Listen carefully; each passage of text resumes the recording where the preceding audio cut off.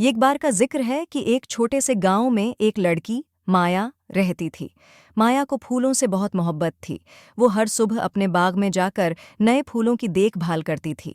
एक दिन माया ने देखा कि एक अजीब सा फूल उसके बाग में खुल रहा है। ये फूल सब्ज रंग का था और उसकी खुशबू बहुत खुशगवार थी। जब माया ने उस फूल को छुआ तो अचानक एक जादुई जिन बाहर आया।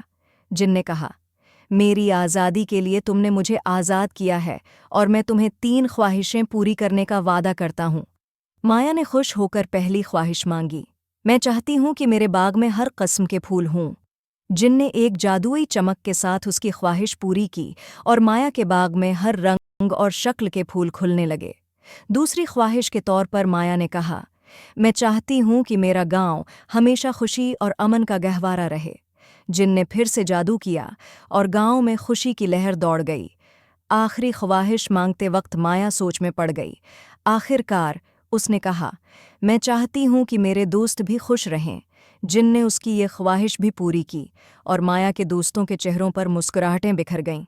जिन ने माया की तीनों ख्वाहिशें पूरी कीं और फिर उसने कहा, अब मैं हूँ, वापस जाऊँगा, लेकिन याद रखो, हकीकी खुशी हमेशा दिल से आती है। और उसके बाद जिन ने एक चमकदार रोशनी में गायब हो गया।